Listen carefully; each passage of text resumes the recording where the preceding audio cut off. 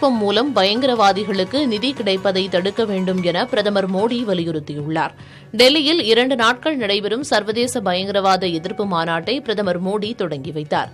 அப்போது பேசிய பிரதமர் மோடி பல்வேறு வடிவங்களில் பயங்கரவாதம் இந்தியாவை காயப்படுத்த முயன்றதாகவும், ஆனால் இந்தியா பயங்கரவாதத்தை தைரியமாக எதிர்த்து போராடியதாகவும் தெரிவித்தார். சில நாடுகள் தங்கள் வெளியுறவுக் கொள்கையின் ஒரு பகுதியாக பயங்கரவாதத்தை ஆதரிப்பதாகவும், அந்த நாடுகளை தனிமைப்படுத்தப்பட வேண்டும் எனவும் பிரதமர் மோடி வலியுறுத்தினார். பயங்கரவாதத்தை வேரோடு பிடுங்குவதற்கு ஆக்கப்பூர்வ நடவடிக்கை தேவை என்றும் அவர் கூறினார். பயங்கரவாதத்திற்கு நிதி உதவி மற்றும் ஆட்சேர்ப்புக்கு புதிய வகையான தொழில்நுட்பங்கள் பயன்படுத்துவதாகவும், அதை தடுக்க வேண்டும் எனவும் பிரதமர் மோடி கூறினார்.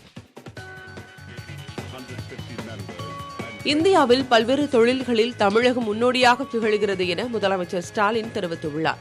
தென்னிந்திய வேலை அளிப்போர் கூட்டமைப்பின் 100 நிறைவு விழா சென்னையில் நடைபெறுகிறது. இதில் முதலமைச்சர் ஸ்டாலின் கலந்து கொண்டு உரையாற்றினார்.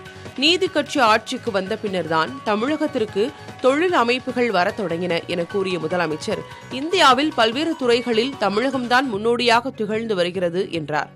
1 டிரில்லியன் பொருளாதாரத்தை எட்டுவதற்கான நடவடிக்கைகளில் தமிழக அரசு ஈடுபட்டுள்ளது என்றும், தமிழகத்தில் தொழில் நடத்துவதற்கான எளிய நடைமுறைகளை அரசு புகுத்தி வருகிறது என்றும் முதலமைச்சர் ஸ்டாலின் கூறினார். தொழிலை மட்டுமல்ல, தொழிலாளர்களையும் வளர்க்கும் பொறுப்பு நிறுவனங்களுக்கு உள்ளது என முதலமைச்சர் ஸ்டாலின் தெரிவித்தார். இந்த அரசு பொறுப்பேற்ற பின்னர் தமிழ்நாட்டை இந்தியாவுடைய முதன்மை மாநிலமாக $1 டிரில்லியன் பொருளாதாரமாக மாற்ற முன்னெடுப்புகளை எடுத்து வருவதை நீங்கள் எல்லாம் நன்கு அறிவீர்கள். தமிழகத்தில் புதிய தொழில்கள் ஏராளமாக இந்த 15 மாத காலத்தில் உருவாக்கப்பட்டுள்ளது. தமிழக எல்லையை தாண்டி பல்வேறு மாநிலத்திலிருந்தும் வந்து நிறுவனங்களை தொடங்குகிறார்கள். பல்வேறு நாடுகளிலிருந்தும் தொழில் தொடங்க வருகிறார்கள். அந்த வகையில்தான் தொழிலதிபர்களை, தொழில் நிறுவனங்களை ஈர்க்கும் மாநிலமாக தமிழ்நாடு இருக்கிறது. சென்னை கால்பந்து வீராங்கனை பிரியா மரண வழக்கில் தொடர்புடைய 2 மருத்துவர்களுக்கு முன்ஜாமீன் வழங்க சென்னை உயர்நீதிமன்றம் மறுப்பு தெரிவித்துள்ளது. மாணவி பிரியா மரண வழக்கின் மருத்துவ அறிக்கை காவல்துறையினரிடம் தாக்கல் செய்யப்பட்டுள்ளது. அதில் மருத்துவர்கள் பால்ராம் சங்கர், சோமசுந்தரம் ஆகியோர் மட்டுமின்றி மயக்க மருந்து செலுத்திய மருத்துவர், பணியிலிருந்த செவிலியர் மற்றும் அறுவை சிகிச்சை முடிந்த பிறகு சுழற்சி முறையில் இருந்த மருத்துவர்கள், செவிலியர்களும் கவனக்குறைவாக செயல்பட்டதாக குறிப்பிடப்பட்டுள்ளது. கவனக்குறைவாக செயல்பட்டதன் விளைவாகவே மரணம் நிகழ்ந்திருப்பது இந்த அறிக்கையின் மூலம் உறுதி செய்யப்பட்டுள்ளது. அதனால் குற்றம் சாட்டப்பட்டுள்ள மருத்துவர்கள் பால்ராம் சங்கர், சோமசுந்தரம் ஆகியோர் மீது கவனக்குறைவாக செயல்பட்டு மரணத்தை விளைவித்தல் என்ற பிரிவின் கீழ் காவல்துறையினர் வழக்கு பதிவு செய்துள்ளனர். மருத்துவர்கள் 2 விரைவில் கைது செய்யப்படலாம் என எதிர்பார்க்கப்படுகிறது. இதனிடையே மருத்துவர்களுக்கு முன்ஜாமீன் வழங்க சென்னை உயர்நீதிமன்றம் மறுத்துள்ளது. கால்பந்து வீராங்கனை பிரியா உயிரிழப்பில் தொடர்புடைய அனைவரின் மீதும் நடவடிக்கை எடுக்கப்படும் என மருத்துவத்துறை அமைச்சர் சுப்பிரமணியன் தெரிவித்துள்ளார். சென்னை ராஜீவ்காந்தி மருத்துவமனையில் நிகழ்ச்சி ஒன்றில் பங்கேற்று பேசிய அமைச்சர் இதை கூறினார். இந்த விசாரணை குழு அமைக்கப்பட்டதில் தொடக்கத்தில் பாதிப்பு யாரால் ஏற்படுத்தப்பட்டது அப்படிங்கிற போது அதற்குரிய மருத்துவர்கள் கவனக்குறைவு, அலட்சியம், இந்த மாதிரியான விஷயங்கள் சொல்லப்பட்டது. 2 பேர் பணியிடம் நீக்கம் செய்யப்பட்டார்கள். இப்போ மீதி யாரெல்லாம் அதுக்கு இந்த துணையாக இருந்தார்களோ, அதை யாரெல்லாம் கவனிச்சிருக்கணுமோ அவங்கெல்லாம் கூட யாரையும், அதை நான் ஏற்கனவே சொன்னேன், வெளிப்படைத்தன்மையோடு இந்த விசாரணை நடைபெறும் என்று அறிவித்தோம். அந்த வகையில் வெளிப்படைத்தன்மையோடு விசாரணை நடைபெற்றுக் கொண்டிருக்கிற காரணத்தினால்தான் இது யாரெல்லாம் அந்த கவனக்குறைவில் பங்கெடுத்தார்கள், ஈடுபட்டார்கள் என்பது கண்டறிந்து அவர்களின் மீதும் நடவடிக்கை எடுப்பதற்கு துறை இன்றைக்கு முடிவெடுத்திருக்கிறது.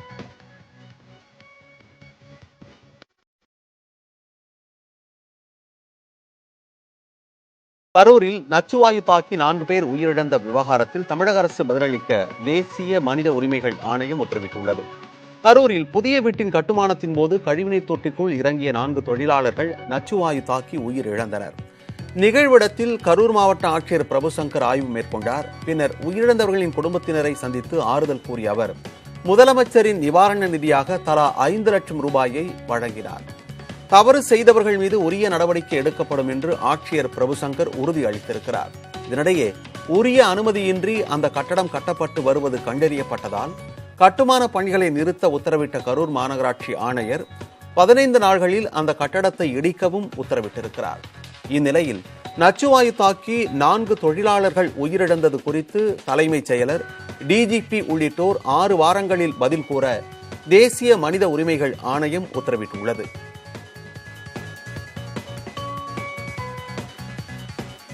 வங்கக்கடலில் உருவான காற்றழுத்த தாழ்வு பகுதி அடுத்த 48 மணி நேரத்தில் வலுப்பெறக்கூடும் என சென்னை மண்டல வானிலை ஆய்வு மையம் தெரிவித்துள்ளது.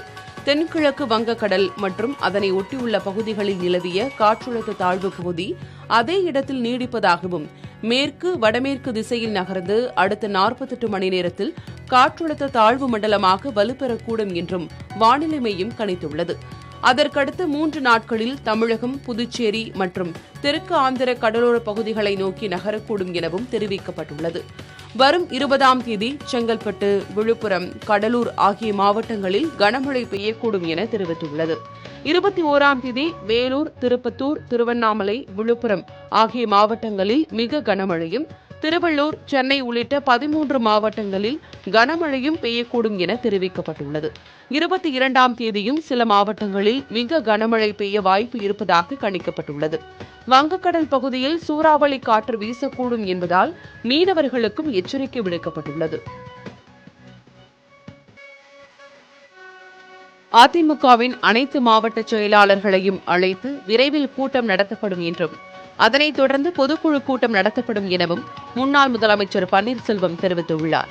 அனைத்து இந்திய அண்ணா முன்னேற்ற அனைத்து மாவட்ட கழக செயலாளர்கள் கூட்டம் நடைபெறுகிறது. பன்னீர்செல்வம் அவர்களை சந்திக்க வாய்ப்பு கிடைத்தால் சந்திப்பேன் அப்படின்னு சொல்லி டிடி விக்ரமன் சொல்றாரு. அவர் சந்திக்க வாய்ப்புகள் எதுவும் இருக்கா சார்? ஏற்கனவே நான் சொல்லியிருக்கிறேன். சந்திக்கக்கூடிய வாய்ப்பு கிடைத்தால் சந்திப்பேன்.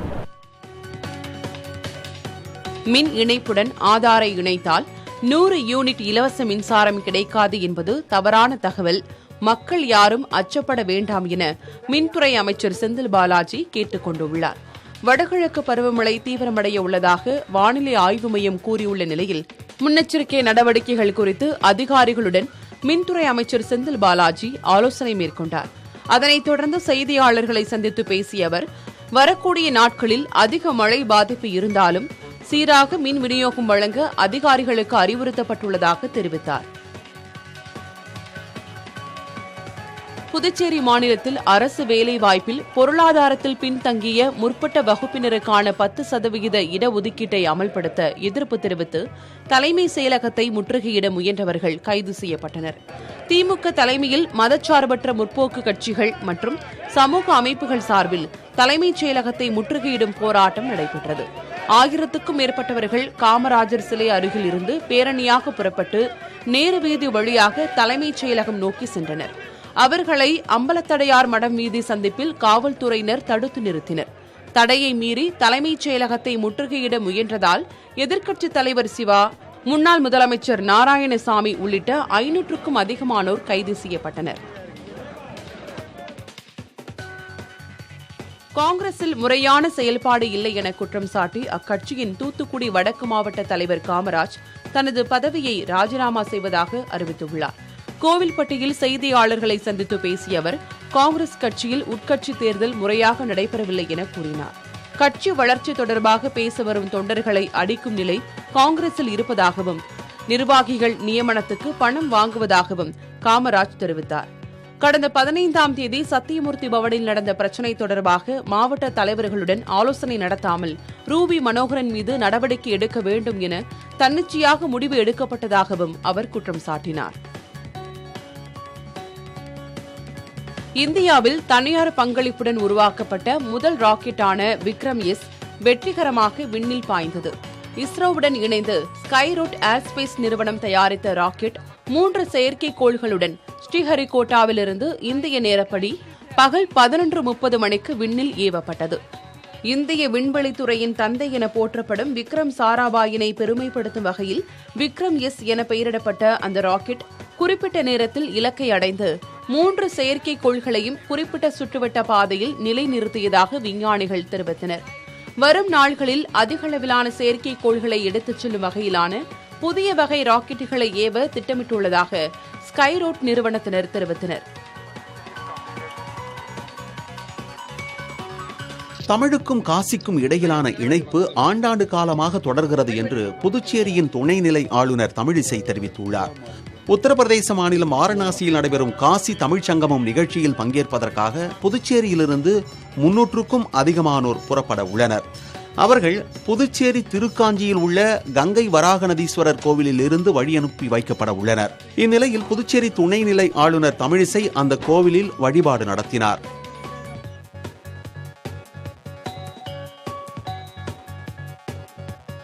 காசி சங்கமம் என்ற பெயரில் தமிழகத்தில் பள்ளி மற்றும் கல்லூரி மாணவர்களுக்கு RSS சார்பில் பயிற்சி அளிக்க திட்டமிட்டுள்ளதாக மார்க்சிஸ்ட் கம்யூனிஸ்ட் கட்சியின் மாநில செயலாளர் பாலகிருஷ்ணன் குற்றம் சாட்டியுள்ளார்.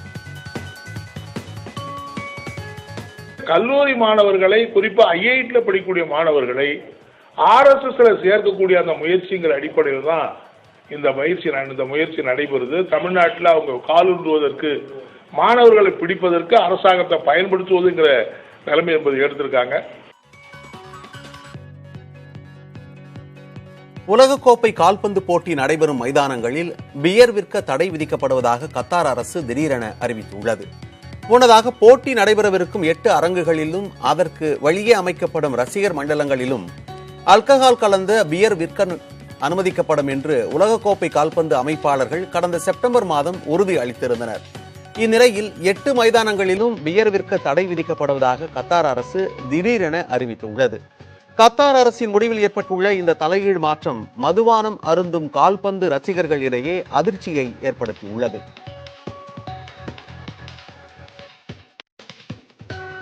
இந்தியா நியூசிலாந்து கிரிக்கெட் அணிகளிடையே முதலாவது T20 போட்டி மழையால் கைவிடப்பட்டது. நியூசிலாந்துக்கு சுற்றுப்பயணம் சென்றுள்ள இந்திய கிரிக்கெட் அணி 3 T20 போட்டிகள் கொண்ட தொடரில் விளையாட உள்ளது. முதலாவது போட்டி வெலிங்டனில் இன்று நடைபெறுவதாக இருந்தது. இந்நிலையில் வெலிங்டனில் தொடர்ந்து மழை பெய்து வருவதால் டாஸ் கூட போட முடியாத நிலை ஏற்பட்டது. இதையடுத்து போட்டி கைவிடப்படுவதாக அறிவிக்கப்பட்டது. நியூசிலாந்து தொடரில் பங்கேற்றுள்ள இந்திய அணியில் ரோஹித் சர்மா இடம்பெறாத நிலையில் ஹர்திக் பாண்டியா கேப்டனாக நியமிக்கப்பட்டுள்ளார். விராட் கோலி, KL ராகுல் ஆகிய முன்னணி வீரர்களுக்கு இந்த தொடரில் இருந்து ஓய்வு அளிக்கப்பட்டுள்ளது. இந்த சுற்றுப்பயணத்தில் அணியின் பயிற்சியாளர் ராகுல் டிராவிட் விடுப்பு எடுத்துள்ள நிலையில் VVS லட்சுமணன் பயிற்சியாளராக செயல்படுகிறார். கலை பற்றி தெரியாதவர்களுக்கு கலை மாமணி விருது வழங்கப்படுகிறது என உயர்நீதிமன்ற மதுரை கிளை நீதிபதிகள் வேதனை தெரிவித்துள்ளனர். திருநெல்வேலி மாவட்டத்தைச் சேர்ந்த சமுத்திரம் என்பவர் உயர்நீதிமன்ற மதுரை கிளையில் தாக்கல் செய்த மனுவில் 2021ஆம் ஆண்டு தகுதியில்லாத நபர்களுக்கு கலை மாமணி விருது வழங்கப்பட்டுள்ளதாகவும் அவற்றை திரும்ப பெற வேண்டும் என்றும் கூறியிருந்தார். இந்த மனு நீதிபதிகள் மகாதேவன், சத்யநாராயண பிரசாத் அமர்வு முன்பு விசாரணைக்கு வந்தது.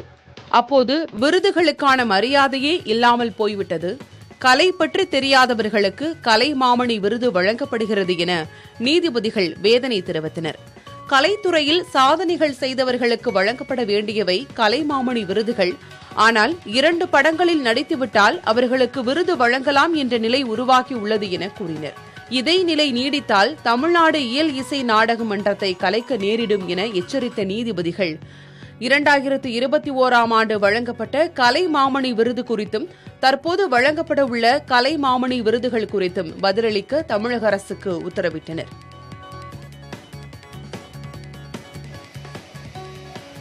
சபரிமலை ஐயப்பன் கோவில் சீசன் தொடங்கி இருக்கும் நிலையில் கன்னியாகுமரி மாவட்டம் திருப்பரப்பு அருவிக்கு பக்தர்களின் வருகை அதிகரித்திருக்கிறது. திருப்பரப்பு அருவியில் தண்ணீர் ஆர்ப்பரித்து அதிக அளவில் கொட்டியதால் சுற்றுலா பயணிகள் குளிக்க 17 நாட்களாக தடை விதிக்கப்பட்டிருந்தது. தற்போது நீர்வரத்து குறைந்ததால் குளிக்க அனுமதி வழங்கப்பட்ட நிலையில் சுற்றுலா பயணிகளின் வரத்தும் அதிகரிக்க தொடங்கியுள்ளது. அதே நேரம் சபரிமலை ஐயப்பன் கோவிலுக்கு செல்லும் பக்தர்கள் திருப்பரப்பு அருவிக்கு வரத் தொடங்கி இருக்கிறார்கள். வரும் நாள்களில் பக்தர்களின் வருகை மேலும் அதிகரிக்கும் என்று எதிர்பார்க்கப்படுகிறது.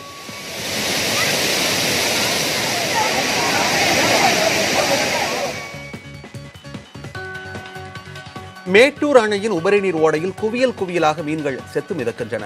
அணையின் 16 கண் மதகுகள் வழியாக திறக்கப்படும் நீர் சங்கிலி முனியப்பன் கோவில் அருகே மீண்டும் காவிரி ஆற்றில் கலக்கிறது. அந்த பகுதியில் லட்சக்கணக்கான மீன்கள் செத்து மிதக்கின்றன. சிட்கோ அனல்மின் நிலையத்திலிருந்து வெளியேற்றப்படும் ரசாயன கழிவுகள் நீரில் கலப்பதால் மீன்கள் இறப்பதாக அந்த பகுதிவாசிகள் குற்றம் சாட்டியிருக்கிறார்கள். மேலும் செத்து மிதக்கும் மீன்களால் துர்நாற்றம் வீசுவதாகவும் விவசாயிகள் குற்றம் சாட்டியிருக்கின்றனர். இது தொடர்பாக மாசு கட்டுப்பாட்டு வாரியம் உரிய நடவடிக்கை எடுக்க வேண்டும் என்று அவர்கள் கோரிக்கை விடுத்திருக்கிறார்கள்.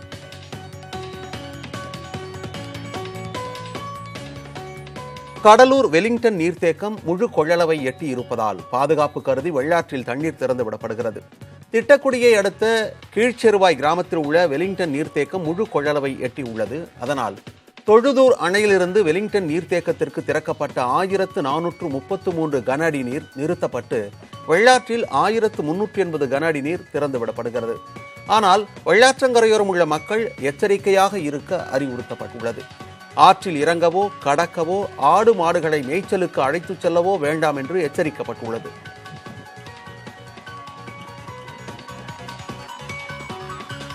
அப்பாவி மக்களின் உயிரை பறிக்கும் செயலை நியாயப்படுத்தும் எந்த காரணத்தையும் ஏற்க முடியாது என தீவிரவாத எதிர்ப்பு மாநாட்டில் உள்துறை அமைச்சர் அமித்ஷா தெரிவித்துள்ளார். டெல்லியில் நடைபெற்று வரும் சர்வதேச பயங்கரவாத எதிர்ப்பு மாநாட்டில் பேசிய அமித்ஷா, உலகளாவிய அமைதி மற்றும் பாதுகாப்புக்கு பயங்கரவாதம் அச்சுறுத்தலாக இருப்பதாக தெரிவித்தார். பயங்கரவாதத்திற்கு நிதி உதவி செய்வது பயங்கரவாதத்தை விட ஆபத்தானது என்றும் அதன் மூலமே பயங்கரவாதம் வளர்கிறது என்றும் அமித்ஷா குறிப்பிட்டார். இளைஞர்களை தீவிரவாதத்திற்கு பயன்படுத்தி வன்முறையை ஊக்குவிப்பவர்கள் தங்கள் அடையாளங்களை மறைக்கவும் கொள்கைகளை பரப்பவும் டார்க் வெப்பை பயன்படுத்துவதாக அமைச்சர் கூறினார்.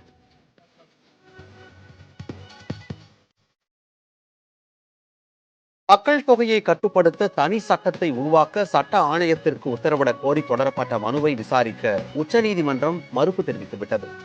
இது தொடர்பாக பாஜகவின் அஸ்வினி உபாத்யாயா என்பவர் தொடர்ந்த மனுவில் உலகத்தின் நிலப்பரப்பில் இந்தியா 2 விழுக்காடு மட்டுமே இருப்பதாகவும் ஆனால் ஒட்டுமொத்த மக்கள் தொகையில் 20 விழுக்காடு இருப்பதாகவும் குறிப்பிடப்பட்டிருந்தது.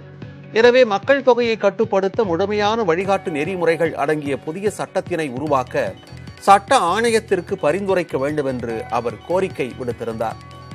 உச்சநீதிமன்ற நீதிபதி சஞ்சய் கிஷன் கவுல் தலைமையிலான அமர்வில் இந்த மனு விசாரணைக்கு வந்தது. அப்போது இந்த விவகாரத்தில் நீதிமன்றங்கள் எந்த வகையில் தலையிட முடியும் என்று கேள்வி எழுப்ப மனுவை திரும்ப பெறுவதாக அஸ்வினி உபாத்யாயா தெரிவித்தார். இதனை அடுத்து மனுவை நீதிபதிகள் தள்ளுபடி செய்தனர். உச்சநீதிமன்றத்தில் உள்ள அனைத்து அமர்வுகளும் நாள்தோறும் தலா 10 ஜாமீன் வழக்குகளை விசாரிக்க வேண்டும் என தலைமை நீதிபதி அறிவுறுத்தியுள்ளார். உச்சநீதிமன்றத்தின் 50வது தலைமை நீதிபதியாக பொறுப்பேற்ற சந்திரசூட் விசாரணை முறைகளில் பல்வேறு மாற்றங்களை மேற்கொண்டு வருகிறார். அந்த வகையில் உச்சநீதிமன்றத்தில் சுமார் 13,000 டிரான்ஸ்பர் மற்றும் ஜாமீன் வழக்குகள் நிலுவையில் இருப்பதை சுட்டிக்காட்டியிருக்கும் அவர், அவற்றில் நாள் ஒன்றுக்கு 130 வழக்குகளை தலா 10 என்ற அடிப்படையில் மொத்தமுள்ள 13 அமர்வுகளும் விசாரிக்க வேண்டும் என்றும் வாரத்துக்கு 650 வழக்குகளை விசாரித்து விரைந்து முடிக்க வேண்டும் என்றும் அறிவுறுத்தியிருக்கிறார். சென்னையில் அதிக வேலை வாங்கியதால் தகவல் தொழில்நுட்ப ஊழியரை அலுவலக வாசலிலேயே வைத்து சக ஊழியர் வெட்டி கொலை செய்த சம்பவம் அதிர்ச்சியை ஏற்படுத்தியுள்ளது.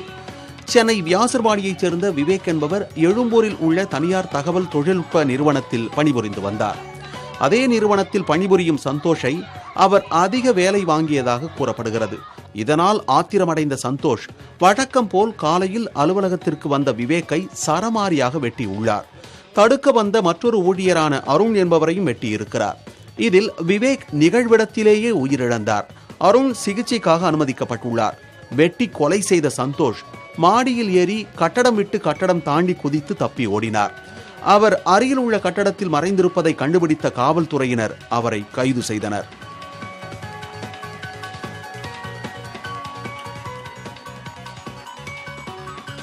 தஞ்சாவூர் மாவட்டத்தில் வரும் 20, 21 ஆகிய தேதிகளில் கனமழை பொழியும் என்று எச்சரிக்கை விடுக்கப்பட்டுள்ள நிலையில் தேவையான முன்னெச்சரிக்கை நடவடிக்கைகள் எடுக்கப்பட்டுள்ளதாக ஆட்சியர் தினேஷ் பொன்ராஜ் ஆலிவர் தெரிவித்துள்ளார்.